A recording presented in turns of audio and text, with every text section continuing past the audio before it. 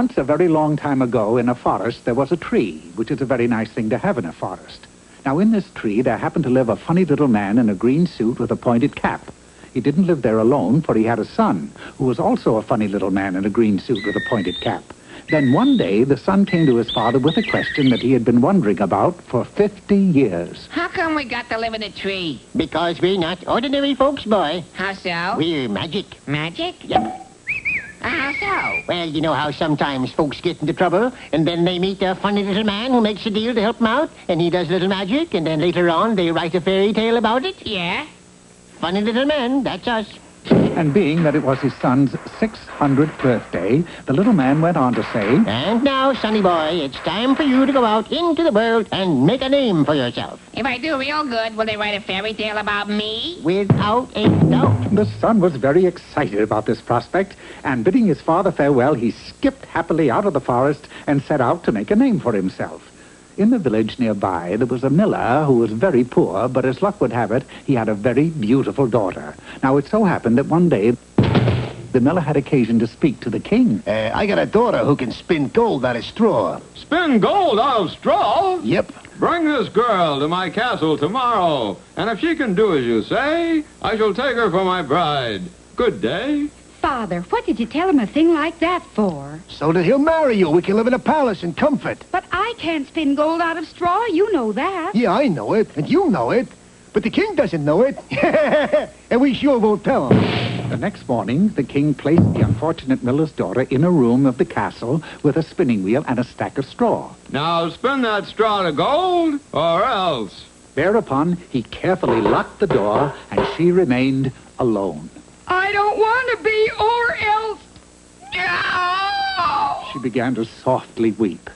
Now, the funny little man in the green suit with the pointed cap had heard about the young girl's plight, and he knew that this was the chance that he had been waiting for, so into the room he hopped. How do you do? Who are you? I'm a funny little man in a green suit. You could say that again. I'm a funny little man. Never mind. What do you want? I will spin that straw to gold for you if you will give me your first child after you become queen. My first child? Why that? Who knows? Makes the plot better. It was agreed, and the little man jumped to the wheel and in no time at all had spun a room full of gold.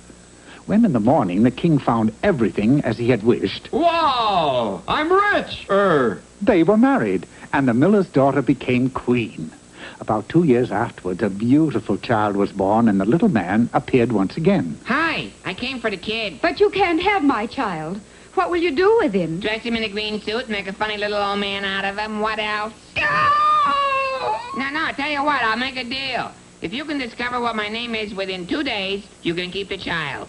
Boy, won't this make a keen fairy tale someday? And with that, the queen called to mind all of the names that she could think of. Henry, Clyde, Newton, George, Marmaduke, Sidney, Frank. Nah. Then on the next day, she desperately tried once more. Ning Toy, Running Mouse, Cherry Nose, Charlie Brown. No, you have failed. Well, what is your name then? It's, Oh, then a horrible realization came to the little man. He didn't know what his name was. Wait here. I'll be right back. He dashed into the kingdom to see if he could find anybody who could tell him what his name was. Do you know me? No, I can't say I do. And with any luck, I never will. He asked everyone he chanced to meet, but nobody could tell him who he was. Finally, out of desperation, he went to an old wise man who lived in a hole in the ground. No, I don't know your name, but I know how you can find out. Tell me, quick. Get yourself a mailbox. Sooner or later, somebody will send you a letter. Then all you have to do is see what name is on the envelope. That was it. He was truly a wise man. Oh, I don't know. If I had any brains, I wouldn't be living in a hole in the ground. Now, would I? The little man did as he was instructed, and before long, he did receive a letter. He eagerly looked at the envelope, but when he saw what his name was, he was shocked. Rumpelstilstskin? What kind of a name is that? I can't go back to the queen and tell her that my name is Rumpelstilstskin. I'd be the laughingstock of the kingdom. And so the queen and her child lived happily ever after, for she never saw the funny little man in the green suit again. In fact, nobody ever saw the little man again because he was so ashamed that he changed his name to Louis Smith. And we all know that there's never been a fairy tale about Louis Smith. That is, until just now. Bye.